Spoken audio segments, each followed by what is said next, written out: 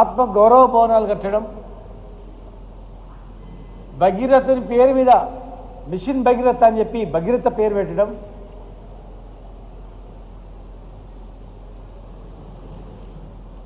Reservation పనులలో reservation కలిగించడం, కోకపేటలో 200 ఎకరాల భూమి కేటాయించడం, ఎకరాకు ఈరోజు 100 కోట్లు ఉంది అంటే 2 ఎకరాల భూమి కేటాయించడం, ప్రతి జిల్లా హెడ్ క్వార్టర్లో మహబూబ్నగర్లో ఇంకా అనేక జిల్లాల్లో ఆత్మగౌరవ భవనాలు ఏర్పాటు చేసుకోవడం.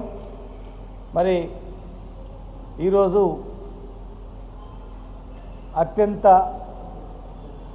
గౌరవంగా ఈ శ్రామిక కులాలకు మరి గుర్తింపిచ్చి ఆర్థికంగా అభివృద్ధి కావాలి, చదువుకోవాలని చెప్పి 400 గురుకులాలు కూడా ఏర్పాటు చేసినటువంటి చరిత్ర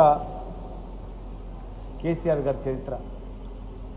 తెలంగాణ ఉద్యమంలో కూడా మా సగర్లను జగద్గిరి గుట్ట దగ్గర దాదాపు 60 రోజులు రిలే నిరాదీక్ష చేసి తెలంగాణ ఉద్యమంలో కూడా పాల్పంచుకున్నటువంటి ప్రతి కులము, ప్రతి కులవృత్తి అంతరించకపోయినటువంటి కులవృత్తులను పునరుద్ధరణ చేసి వ్యవసాయంతో పాటు అనుబంధంగా ఈ వృత్తులు బాగుపడితేనే ఆత్మగౌరవం ఉంటుందని చెప్పి మరి ఆనాటివి గుర్తు చేసుకుంటూ మరి ఈరోజు అధికారంలోకి వచ్చే ముందు ఈ వృత్తి కులాలకు ఎన్నో చేస్తామని హామీలు ఇచ్చారు.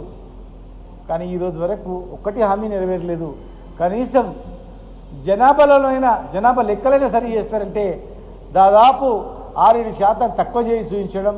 మరి అందరూ సంబంధ వర్గాలు మాకు ఎంత ఉందో లెక్కలేదు ఈ దేశంలో అని చెప్పి దేశంలో ఉన్నటువంటి శ్రామికులందరూ కూడా చేస్తే ఈరోజు కేంద్రం కూడా దిగొచ్చి రేపు జరగబోయేటువంటి జనగణనలో కూడా కులగణన కూడా చేస్తామని చెప్పినందుకు మరి సక్రమంగా చేసి జనాభా ప్రాతిపదిక మీద ఈ వర్గాలకు అన్ని రంగాల్లో విద్య, ఉద్యోగము అన్నిటికన్నా ముఖ్యంగా చట్టసభలలో వీరికి రిజర్వేషన్ కల్పించినప్పుడు మాత్రమే గౌరవం ఉంటుంది.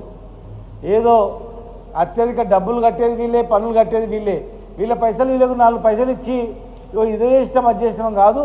ఇలా చట్టసభలో రిజర్వేషన్ కలిగించాలా. మేము అధికారంలో ఏర్పడ్డ 6 నెలల్లోపే చట్టసభలో రిజర్వేషన్ ఇవ్వాలని చెప్పి పార్లమెంట్ కూడా పంపించడం జరిగింది. ఈరోజు కేంద్రం కూడా చట్టసభలో రిజర్వేషన్ ఇచ్చేటట్టు కూడా చర్యలు చేపట్టాలని చెప్పని, ఇవన్నీ ఐక్యంగా ఉండాలని చెప్పని మరొకసారి వారికి ఘనమైన నివాళులు అర్పిస్తూ జై భగీరథ, జై భగీరథ, జై భగీరథ.